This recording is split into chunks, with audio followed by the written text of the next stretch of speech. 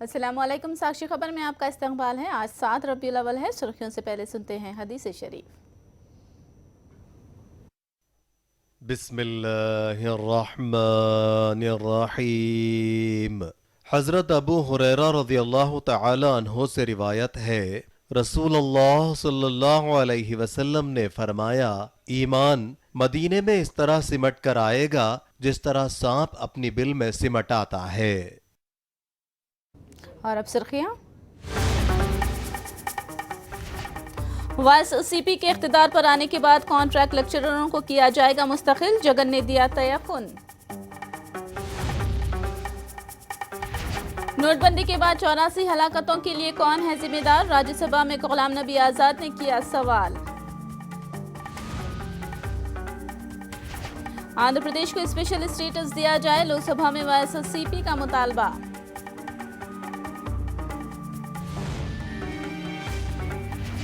दिलीप कुमार को किया गया अस्पताल में शरीक, पैर में सूजन और बुखार की शिकायत, सेहत बेहतर है।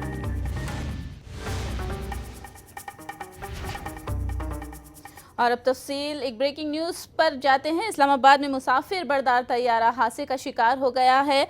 जी माफ कीजिएगा, लापता हो गया है। इस मुसाफिर बरदार तैयारे में 47 मुसाफिर सवार थे। ये तैयारा लापता हो गया है। से कुछ पहले तैयारे के कैप्टन सोले यार जंजुआ, इनका पूरा नाम है, इन्होंने मेडे कॉल दी थी और ये मेडे कॉल का मतलब ये होता है कि तैयारा इंतहाई खतरे में है, परवाज इंतहाई खतरे में है। और हादसे से कुछ पहले जो है वो ये मेडे कॉल दी गई है और मेडे कॉल को जो है वो इंतहा दर्जे की इमरजेंसी समझा जाता है और जिसके नतीजे में कहा जाता है कि तैयारे के कप्तान का तैयारे के ऊपर से कंट्रोल मुकम्मल तौर पर खत्म हो गया है। ये इस बात का पैगाम होता है कि तैयारे पर से कप्तान का कंट्रोल खत्म हो गया है, तब मेडे कॉल दी जाती है। और ये मेडे कॉल आखिरी पैगाम था जो कंट्रोल टावर को मौसूल हुआ है और उसके बाद तैयारे का रास्ता मुनक़ता हो गया और कुछ देर के बाद जो है वो इत्तला आई थी कि तैयारा जो है वो हादसे का शिकार हो गया है। जिस तरीके से हमने बताया कि तैयारे के क्रू के मुतालिक मालूमात मालूम हो गई है, कॉकपिट क्रू की मालूमात हमारे पास आ गई है। इस तैयारे को सोले जंजुआ जो है वो कमान कर रहे थे और उसके अलावा उनके साथ को पायलट थे अहमद जंजुआ और एक और ट्रेनी पायलट थे इनके साथ आला अकरम, जो कि इस रूट के ऊपर जो गिलगित चित्राल और इस्लामाबाद रूट है इसके ऊपर परवाज की तरबियत हासिल कर रहे थे। जी तारिक अबुल हसन हमें अपडेट कर रहे थे। इंतहाई रुक करेंगे दीगर खबरों का। बैंक खातों की हद से तजावुज करके अगर रकम जमा की जाएगी तो टैक्स के शिकंजे से बच नहीं पाएंगे। राशन कार्ड गैस सब्सिडी मुनक़ता होने का क़वी इम्कान है। बड़ी करेंसी रद्द होने के बाद महकमे सिविल सप्लाई ने फूड सिक्योरिटी कार्ड रखने वालों और गैस सारिफिन पर तवज्जो मरकूज़ की है। आधार की याद पर बैंक खातों में जमा रकम का जायजा लिया जा रहा है, जिसके लिए IT शोबे का भी ताउन हासिल किया जाने वाला है। बड़ी करेंसी रद्द होने के बाद गरीबों के खातों में भारी मिकदार में रकूमात जमा कराई गई। जनधन के तकरीबन 17.5 लाख खातों में 900 करोड़ रुपए जमा किए जाने की खबर है, जिसमें से अक्सर फूड सिक्योरिटी कार्ड रखने वाले और गैस सब्सिडी हासिल करने वाले शहरी शामिल है। अगर सालाना आमदनी 2 लाख रुपए से जायद हो तो फूड सिक्योरिटी कार्ड रद्द किया जाएगा और 10 लाख रुपए हद हो तो गैस सब्सिडी रद्द कर दी जाएगी। याद रहे कि अब तक ज़ाती घर, तिजारत और गाड़ियां रखने वालों को निशाना बनाया जा चुका है। महकमे सिविल सप्लाई ने ताज़ा तौर पर मजीद नाअहल अफराद की निशानदही करते हुए फूड और गैस सब्सिडी को ख़त्म करने पर तवज्जो मरकूज़ की है। नोटबंदी के बाद मुल्क भर में 84 अफराद हलाक हुए हैं। इन हलाकतों के लिए कौन जिम्मेदार है? क्या यह हुकूमत की गलत पॉलिसी और गैर मनसूबाबंदी का नतीजा नहीं? ये सवाल गुलाम नबी आज़ाद ने राज्यसभा में किया। राज्यसभा में वज़ीर आज़म की मौजूदगी में बहस के लिए इसरार किया।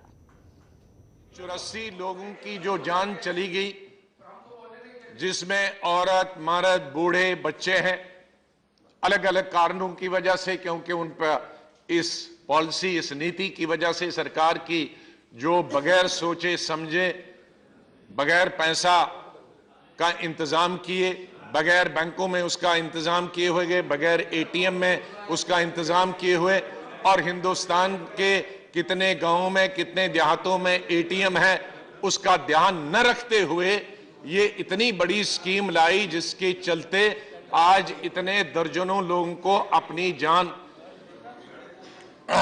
खुद लेना पड़ी। तो मेरा सवाल यह था कि इसके लिए जिम्मेदार कौन?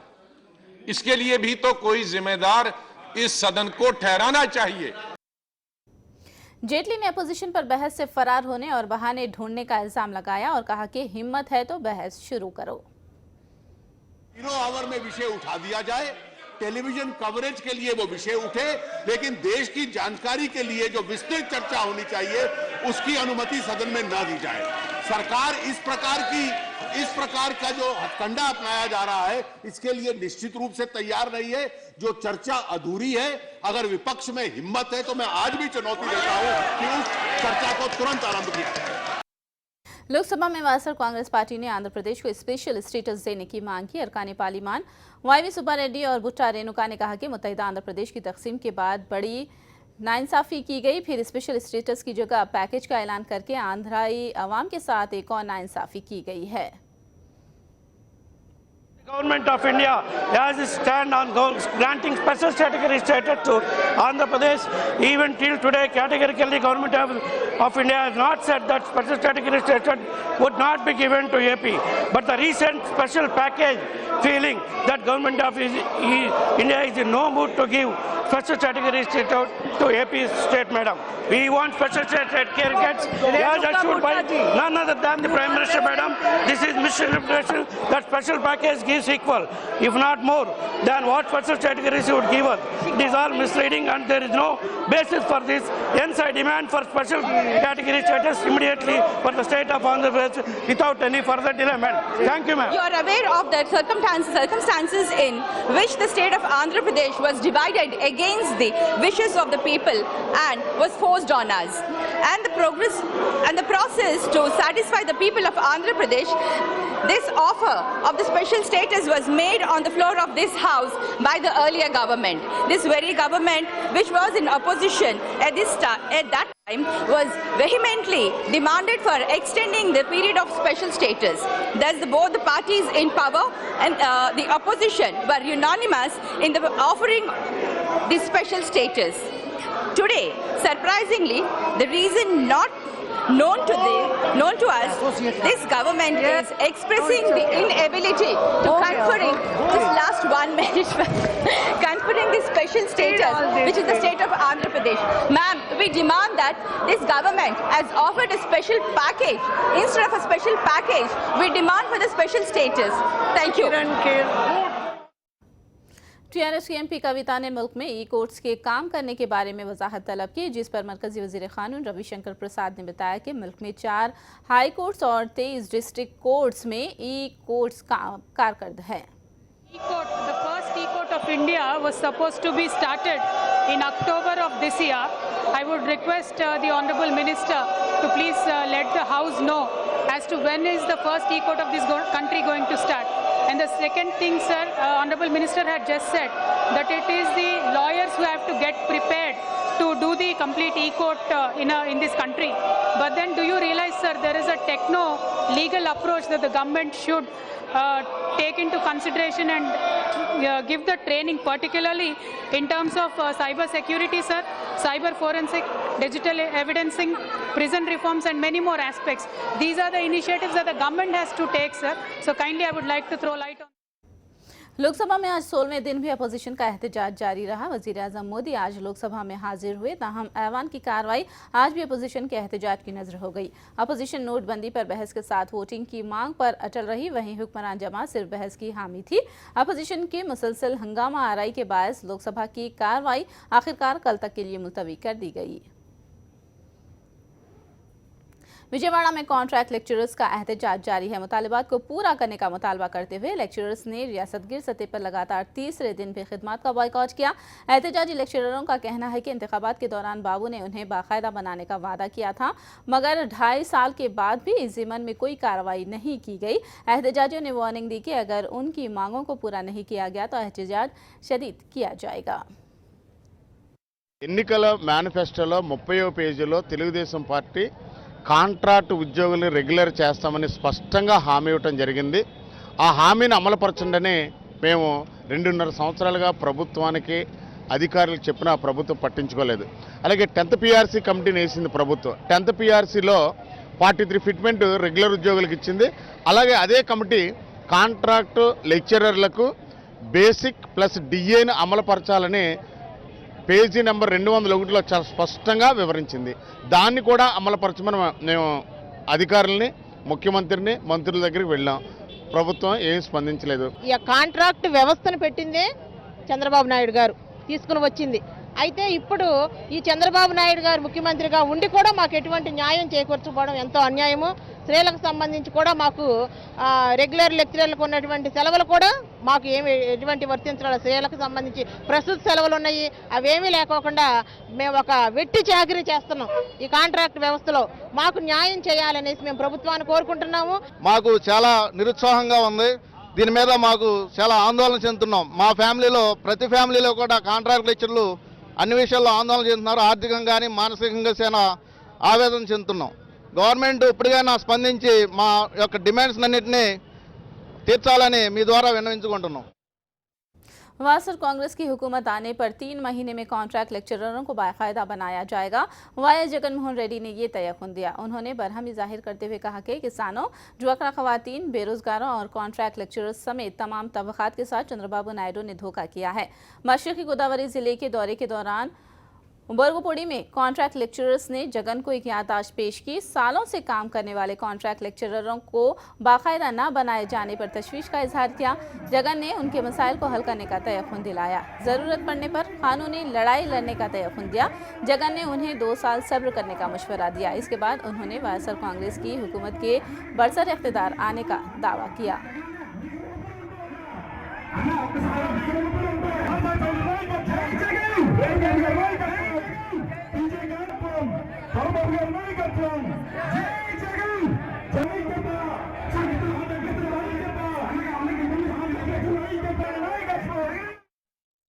ఒకవేళ మనకు మంచి జరగకపోతే మాత్రం ఎవరు నిరాశ పడద్దని తల్లి.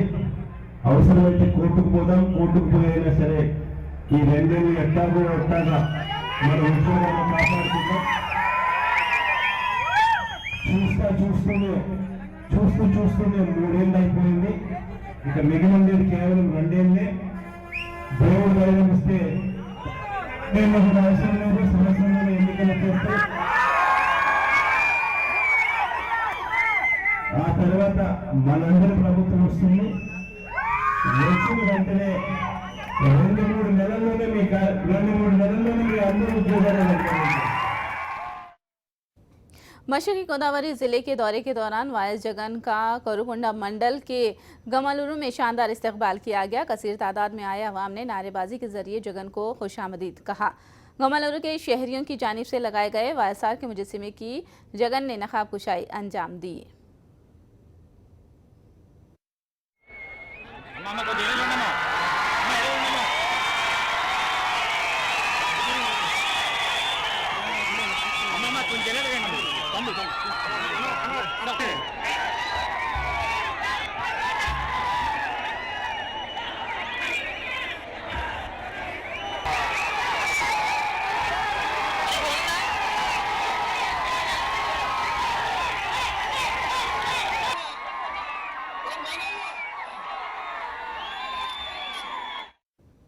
वासा जिला बुधवेल के SBI की मेन ब्रांच में एक बार फिर भगदड़ मच गई। सुबह से ही खातादारों की कसीर तादाद ने बैंकों का रुख किया। बैंक का गेट खोलते ही अज़दहाम बैंक के अंदर घुस पड़ा। मुसाबिकत के दौरान भगदड़ मच गई, जिसमें सुबमा नामी खातून का पैर टूट गया। पीर को हुई भगदड़ में भी चंद एक अफराद शदीद जख्मी हुए थे।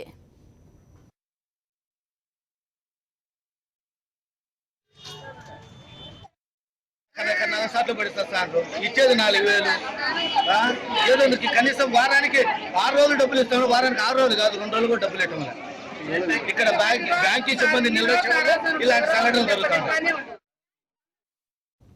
नोटबंदी के बाद वजीफा यावों को बैंकों से वजीफा मिलने में मुश्किलात पेश आ रही हैं। ज़ईफ़ अफराद बैंकों के पास कतारें लगाए खड़े हैं। बाज़ अफराद को रोज़ाना बैंकों के चक्कर काटने पड़ रहे हैं। बैंकों से पूरा वजीफा जारी नहीं किया जा रहा है। रकम न मिलने पर वजीफा याब परेशान है और उनका गुजर बसर मुश्किल हो गया है। वासा ज़िला कड़पा में भी ऐसी ही सूरत हाल है।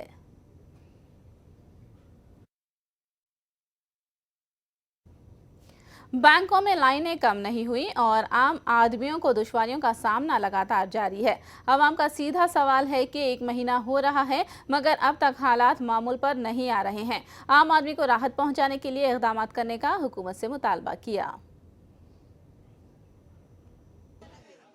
सबसे बड़ी गलती ये करे कि 1000 की नोट 500 की नोट कैंसिल करे। ये जितने लाइन में खड़े हुए क्या सबके पास ब्लैक मनी है?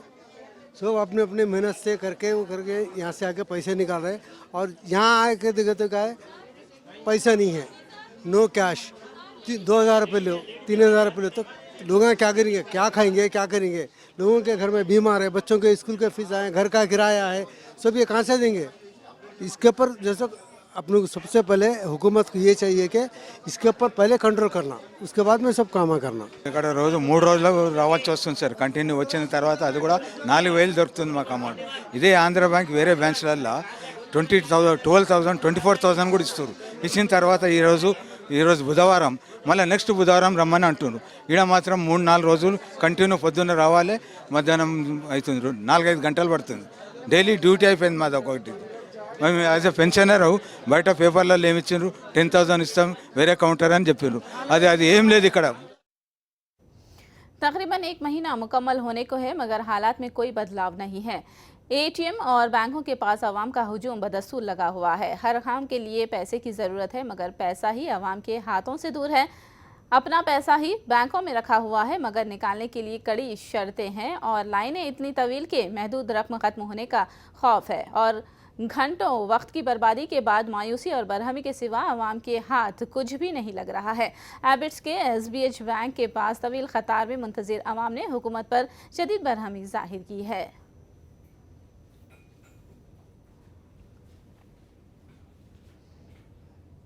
गुजरात के एक बड़े ताजिर ने 13,860 करोड़ रुपए की आमदनी का इजहार किया था, लेकिन जब मरकज़ को रकम अदा करने का वक्त करीब आया तो उसने हाथ खड़े कर लिए, जिसके बाद IT अहदेदार दावे कर रहे हैं। वहीं बानापुरम लक्ष्मण राव ने ITS के तहत अपनी आमदनी 9,800 करोड़ जाहिर की थी, लेकिन हुकूमत को पहले किस्त अदा नहीं किए तो फिल्मनगर में उसके घर पर IT अहदेदारों ने धावे किए। यहाँ तक कि लक्ष्मण राव के चार्टर्ड अकाउंटेंट के पास भी 200 करोड़ की दौलत का इंकशाफ हुआ है, जिसके सबब उसके घर पर भी IT अहदेदार धावे कर रहे हैं।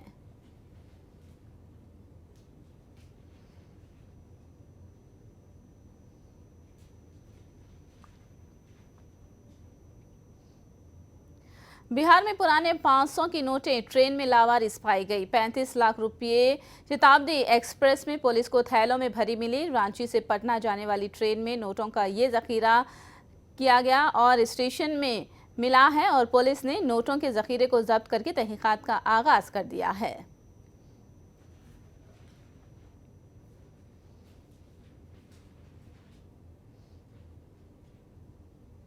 करेंसी रद्द करने से पहले बाबू की कंपनी का फ्यूचर ग्रुप से मुआहिदा करने का राज वाजे किया जाए। वासर कांग्रेस के सीनियर लीडर बोसा सत्यनारायण ने ये बात कही। उन्होंने इल्जाम लगाया कि दुबई के BR शेट्टी ग्रुप को अमरावती में अराजियात मुख्तस की गई हैं और इसी के लेन देन की साजबाज के सिलसिले में बाबू दुबई का दौरा कर रहे हैं। बोसा ने कहा कि धोखाबाजी, दगा और झूठ चंद्रबाबू नायडू के औसाफ हैं।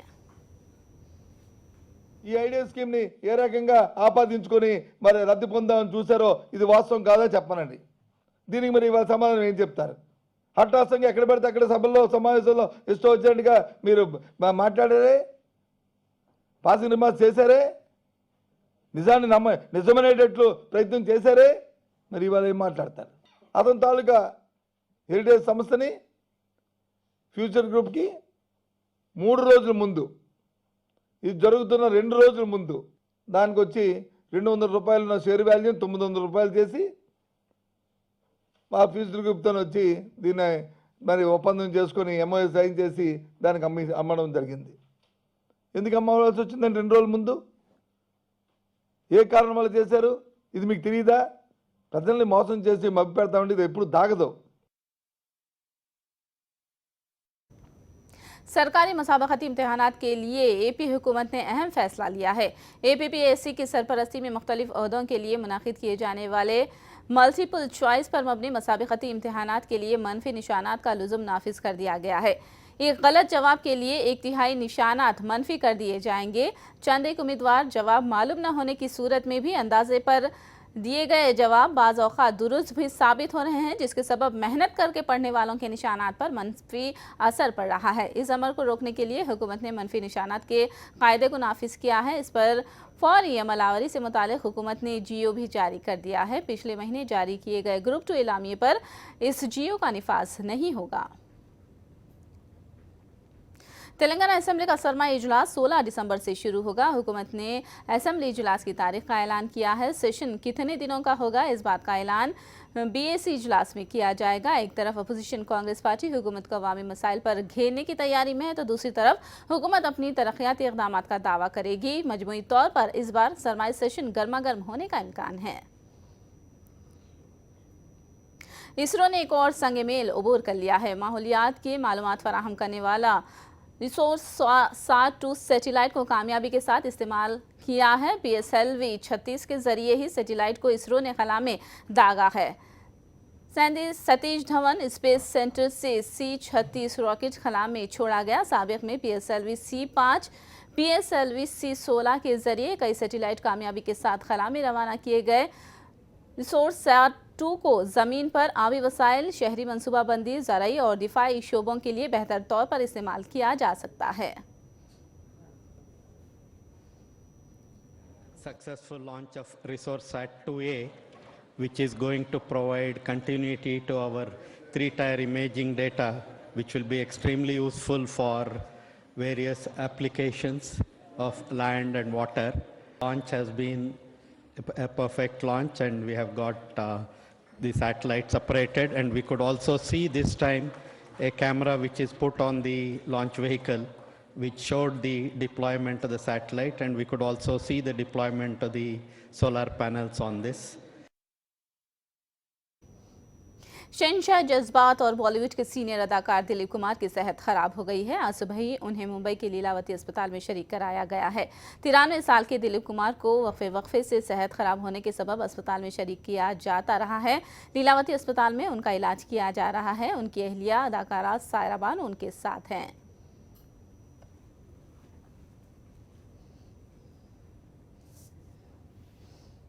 आखिर में सुर्खियां एक बार फिर। YSCP के इख्तिदार पर आने के बाद कॉन्ट्रैक्ट लेक्चररों को किया जाएगा मुस्तकिल, जगन ने दिया तयक़ुन। नोटबंदी के बाद 84 हलाकतों के लिए कौन है जिम्मेदार, राज्यसभा में गुलाम नबी आजाद ने किया सवाल।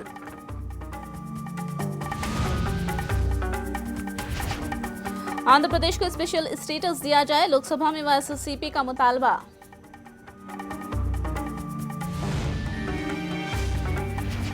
दिलीप कुमार को किया गया अस्पताल में शरीक, पैर में सूजन और बुखार की शिकायत, सेहत बेहतर है।